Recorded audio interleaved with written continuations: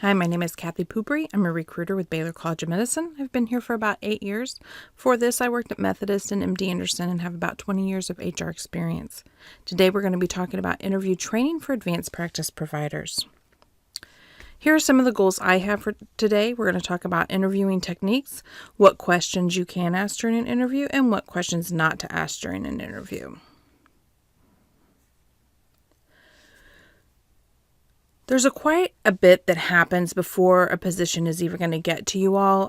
For your interviewing practices, it sounds like you have someone, a hiring manager, that does most of the phone interviews. But in the event that you're ever in that position, I wanted to go over this. Basically, before you even start interviewing, when you first identify that you have an opening, whether it's new or replacement, you need to decide on an overall process and format for your interviewing. Are you going to do phone screens? Are you going to have individual one-on-one interviews? Or are you going to do group interviews? Are you going to have multiple interviews? How many times are you going to bring somebody back? Maybe your top 1 or 2 candidates, you have them meet with the highest individual in your group, but the rest of the candidates meet with more people at a different time. If you're not really sure where to get started with this, you can always consult with your recruiter for ideas and suggestions, best practices for interviewing. If anybody is really interested in what happens before you get to the point of phone screening and starting interviews, you can definitely reach out to me. I'd be happy to cover all of that. So before you even start your interview, you want to create a list of questions and you want to coordinate those questions with the other people that will be interviewing. It's okay to have some overlap and have some people asking the same questions because it just validates their answers, that they're actually giving you the true answer and they're not just giving you an answer that they think you want to hear. But you don't want all the questions to be duplicated amongst all the interviewers. So when you coordinate questions and say, this is what I'm going to ask, this is what I recommend you ask, then that just helps kind of let everybody know what's going on. I do have a document that I want to show you all. And this is a sample interview template, and we're going to talk about this more later, but you can see that I have the phone interview section, and these are the questions I asked during a phone interview. And like I said, we'll go over them in more detail. But then I have in-person interview questions. So obviously one person isn't going to ask this list of, 25 questions, but what it just gives you the opportunity to kind of pick and choose from. So that's just helpful for other people too.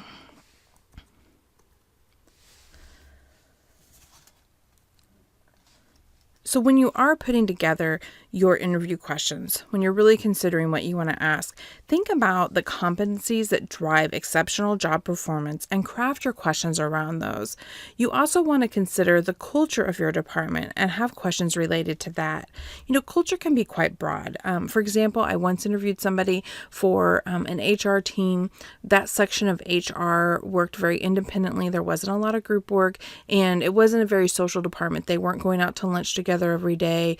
And so one of the people that I interviewed, they were very technically capable, but when I asked them what their favorite thing about their current job was, they said it was that their group went out to lunch together. They went and did things after work together. There was a lot of project work and they enjoyed that. And when I explained to them the culture of this section, they identified themselves that was not going to fit the culture that they were looking for in a work environment. And so those are just things you need to consider for sure. So there's lots of different types of interview questions. We're going to cover 4 here today: neutral, open-ended, non-threatening, and behavioral. So neutral questions is where you're going to avoid leading questions. So if you ask, would you be available to travel 3 days a week? You're basically telling them, I need you to travel 3 days a week. And so your candidate is thinking, I really want this job. I'm going to tell them I can travel 3 days a week, even though they really don't want to travel 3 days a week. So if you really want to find out what their true answer is, it's how much travel would you like to have in a job, or how much travel would be too much? How much travel do you currently do in your job? That will get you your true answer. Open-ended questions, they make the candidate talk. So you're going to craft your questions around problems, responsibilities, tasks similar to those that they're going to encounter on that job. So this is the what, the how, the tell me about, the describe. Non-threatening. So maybe they've changed jobs a lot. And so you want to ask, why do you change jobs so often? Well, that can be really intimidating and put your candidate on the defensive. So a different way to phrase that is, for the last 2 jobs, tell me why you took them and why you left them. You're going to get the same answer, but they're not going to be so defensive. There are some legitimate reasons why people might change jobs frequently. They could be moving for a spouse's position, that may have been a grant-funded position and they lost grant funding and they weren't aware that they were at risk for losing grant funding. There just can be a lot of different reasons that are legitimate reasons for people to change jobs frequently. So don't just assume that they're a job hopper. You want to ask for sure to find out. Behavioral is another type of interviewing question. This is where a past behavior is a predictor of future behavior. So you're asking them about the specific examples. You want them to really tell you about a time when they, had a conflict with a patient's parents, or describe a situation when and where this happened. And you're asking them to give you an example of when they have had that, not just make up a scenario, but actually give you an example of when they handled that situation and how they handled that situation.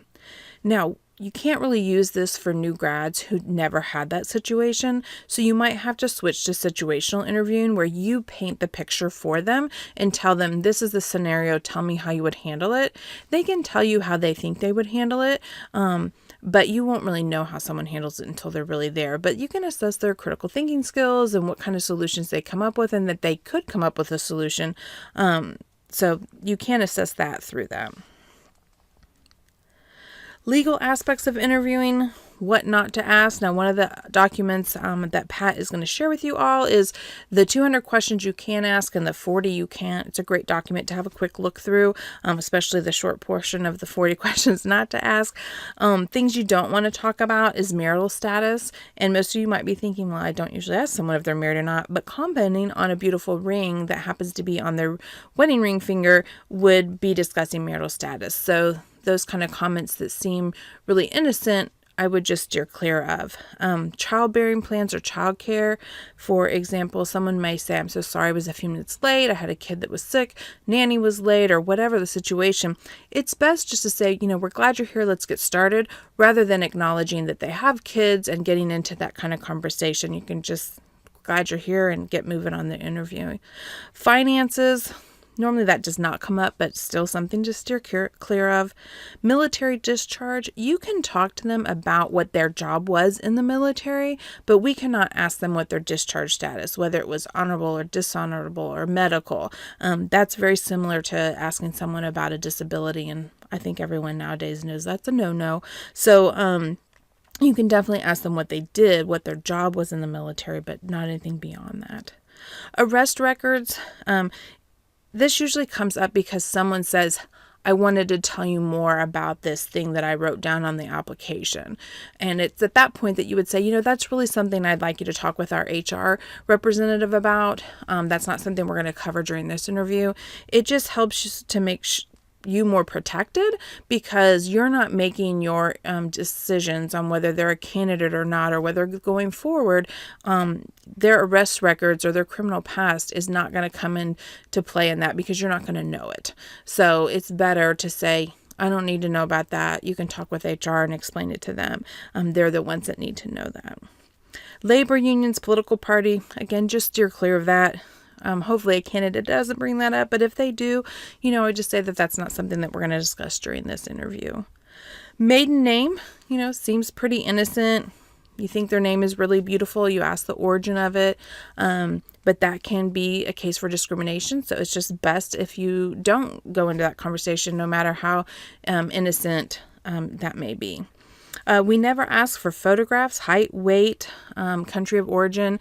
You'll see it on some CVs and resumes because people put it there, but we're never going to require it as part of our interview process.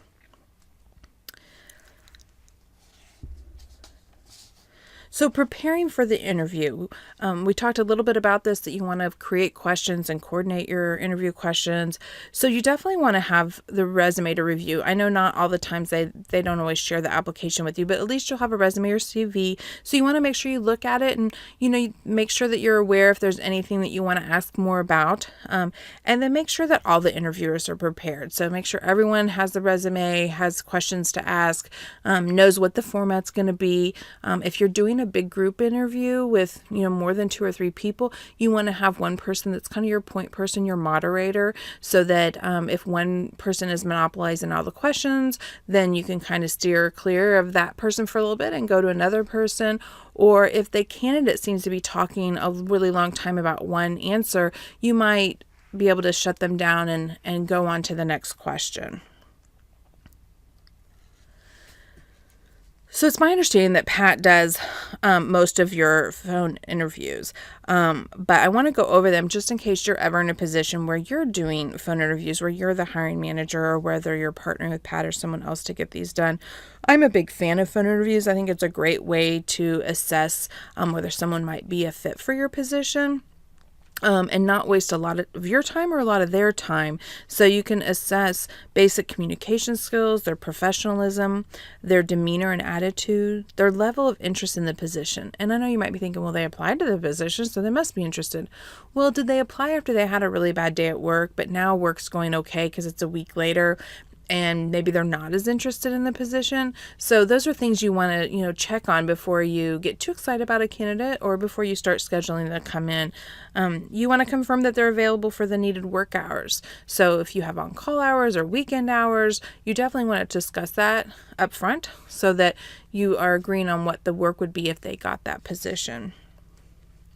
If any red flags or concerns come up in the phone screen and you're not really sure if you should move the candidate on in the interviewing process, then this would be a great time to reach out to your recruiter and talk with them about it, and they can help you talk through that and make decisions about whether they should still be considered a candidate or not. So during the interview, candidate impressions, first impressions count. Obviously, you represent Baylor and maybe whatever affiliate you might be working at as well. So you want to limit distractions, set aside a quiet place to talk, and allow enough time not to rush. You want to listen 80% of the time and monitor those nonverbals. This is particularly relevant for when you know pretty early on in the interview that they're not going to be a fit for you. Maybe they said something that rubbed you the wrong way, and so you might be sitting with your arms crossed, or you might be tapping your finger, or you might be looking at your watch more often than you would if you were really engaged with the candidate. So just because they're not a fit for your group doesn't mean they might not be a fit another place at the institution, and so we want to make sure that they have a really positive experience. So say it gets to your in-person interview time and you're running late. You have a patient crashing. You're having to deal with that. You get to them 15, 20, 30 minutes late. Make sure that you apologize. You don't have to give them a long explanation. I'm so sorry. I know that I was supposed to be here 30 minutes ago. I apologize. If you're running really late, then you might offer them a time to reschedule. They're not likely to. They'll probably just go ahead and do the interview. But in the event that they needed to get back to work for a meeting or something, we want to make sure that we are aware of that and say, I'm sorry. I know I'm really late. Our interview is supposed to take an hour. If you need to reschedule, I understand. Take notes. Perfectly acceptable to take notes. Let them know that you're taking notes. Your notes should be very skills, qualification, job related, but know that notes are discoverable. What does that mean? It means if someone said, I was discriminated during this interview, I didn't get the job because of a question they asked. If you have notes that you can present saying, these are the questions I asked, these are what I asked of all the candidates, these are my notes for this specific candidate, it's just a way to protect yourself. But if you have something that is not skills, qualification, or job related written on your notes, then that can not bode well for you. So that's important to know. So during the interview, in the in-person interview, you want to establish rapport. People are nervous when they come interview. So one of the first things you might do is just say, hope you didn't have any trouble finding us, or wow, what a beautiful day, or wow, I hope you didn't get caught in that rainstorm. It just kind of takes the nervousness off. You want to take and keep control of the interview. Like I mentioned earlier, sometimes people are nervous when they interview. And so they may start to answer a question and then forget what the question, lose track of their mind, and then they might think, oh, wow, if I talk long enough, maybe I'll answer the question. So this is a time when it's totally acceptable to interrupt them and say, all right, why don't we move on to the next question? And you might need to circle back to that question if it's really important, and sometimes you can just move on to the next one. Treat all applicants in the same manner. So you're going to ask them all the same qualification-centered questions and ensure that all the candidates have a really positive and professional experience. So once you've gotten through all of your interview questions, you want to allow the candidate time to ask questions. Don't promise them a job. That definitely can happen where you think, wow, they're so wonderful and such a perfect fit. You get really excited about that. But it usually does involve a group that's interviewing. So you want to not promise anyone a job until you talked with everyone that participated in the interviewing to get their input. Give information about the interview process time frame. Now, this is really important if it's a really great candidate because they could be interviewing other places and you don't want them to think that no news from you means that you're not interested in them. So you might say, we have interviews set up for the next 4 to 6 weeks. We'll be making decisions after that. That way they know that it's going to be that long and they're not surprised when it does take that long. If it's a really great interview, then you can definitely say, and usually the hiring manager would do this, is, we think, you interviewed really well, but we do need to finish up these other interviews. But if you happen to be interviewing elsewhere, and this usually is only appropriate if they tell you that they're interviewing other places, and that often will come up, but you say, I know you're interviewing other places. If you do happen to get an offer before we get back to you, we'd love to have the chance to talk about where we are in the process before you make your decision. That way they could call you and say, I have another offer, and then you can really assess, okay, how great of a candidate were they compared to the other people we've met with, and if they really are the best, then you can decide whether you can kind of fast track getting an offer out. Explain the process for post-interview questions. It's not common that applicants will want to call and ask questions after the interview, but every now and then they will, and so it's just really nice to have somebody like, okay, this is who I would contact if I had questions. We have really great benefits at Baylor, so I think it's really helpful to provide that information about our benefits and parking costs up front, so there's no surprises later. And we in HR have those standard things that we can send out. We can share it with you, and you can share it with whatever candidate you want, or you can tell us the names and we can share it with them. And then, of course, always thank the candidate because they had to take off work or somehow, had to rearrange their life to be there. So it's important to thank them. One thing I did want to go over is that you want to allow the candidate time to ask questions too. I'd say 5 to 10 minutes is what you need to allow for this. So if it's an hour-long interview, you're going to ask questions for about 50 minutes, and then the last 10, you can let them ask questions. If they have a lot longer list of questions than you can get to in that time frame, then you can also always say, I'm going to have the hiring manager call you to answer all those other questions that you have that we didn't get to today. If you have the time and they're a really great candidate, you might go ahead and sit there and talk with them because you want to get them excited about the job. But sometimes time just doesn't allow. And so in order to not be rude, you can say, I'm sorry, I don't have time to answer all those questions today, but I would really love for you to get your answers. So let me get your info to the hiring manager and they can call you and they can address that with you. So as I said before, notes are discoverable, so it's important to keep your notes very professional and job related. Feedback is really useful. I'm going to go over to another document here real quick. And this is one that Pat gives out. It's a recruit evaluation sheet. And so the more feedback you can give her on this, the more help it will be in her deciding on which of the candidates to move forward and in the end, actually select for the position. So, I would say try to find at least a couple positive things to say about the candidate and a couple of maybe weaknesses or something they're going to have to work on. just to keep it real, like this might not have been the perfect candidate. They're not going to be able to just walk in the job and start doing it. But here are some of the good things I think I see them bringing to the job and the team. And here are some things I see that they would need to develop or work on or learn. And so it just puts it in better perspective. But the more feedback that you can provide, the more helpful it will be to the decision makers for the hiring of that position.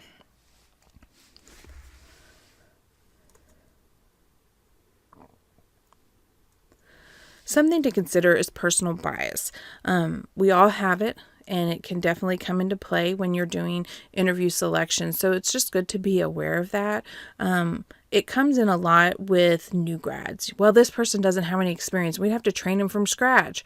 And we've all been there and we've all done that. We've all trained people from scratch. And yes, it can be a long and sometimes painful process, but we need to put it in perspective. And that's really helpful to come into play with in terms of those positive comments, like what do they bring to the table? Maybe they have really good critical thinking skills. Maybe they're really going to be a team player, and that's what your team needs. You need more team players.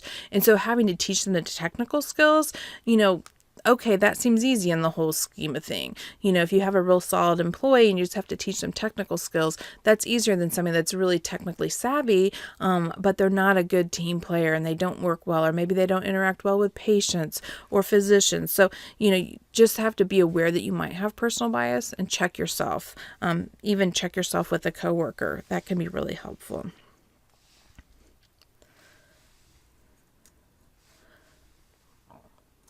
So I thought it might be helpful to go through some of the questions before we end this today. So this is normally what my process is. When I call somebody to do a phone interview, I tell them a little bit about the job, just so, if they applied for a lot of different jobs, I can help them remember this specific job that they applied for. So just a little bit about the patient population. And then I say, I'm going to ask you some questions and I'm going to give you an opportunity to ask me a few questions. That way they know up front that they're going to get a chance at the end. So I'll ask them, tell me why you're looking for employment, what interests you about this position, where do you see yourself in 3 to 5 years, or what are your career goals? I think this is just helpful to, if they say, oh, I want to be a manager in 2 years, sometimes it's a reality check for them. Like, well, this isn't the kind of department that people promote up that way. This is definitely a patient care provider department. And that's, there's different levels, but, we don't have a lot of manager jobs, or however it may be. Tell me about your top 3 duties in your job. That just gets you to know a little bit about them and what they've done. If they've had a lot of different jobs, you might ask them to tell you about all the jobs they've had or several jobs. If there's specific skills that are required for this position based on your patient population or technical skills, this is a great time to confirm the top ones. And then what do you like best about your current position and what do you like least? Here we're just checking to make sure that what they like least is not the majority of this position for which they're interviewing, because that obviously would not be a good fit. So it's just a nice way to see what do they really like about their job and what's the thing that they like least.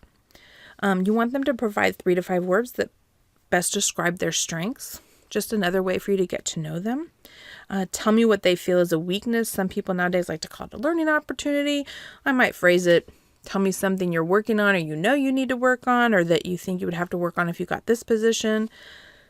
Tell me about a time you made a mistake at work and how did you deal with it and what was the outcome. I think this is helpful because nobody's perfect. And so it's really helpful to be able to say, I made a mistake and this is how I dealt with it. And what I'm usually looking for is, were they able to identify a mistake? Were they able to come up with a solution on their own? Did they hide the fact that they made a mistake, or did they go to their boss or somebody and say, listen, I made this mistake. This is what I did to remedy it. And I just wanted to let you know, or I made this mistake. Here's some things I came up with that I think would remedy it.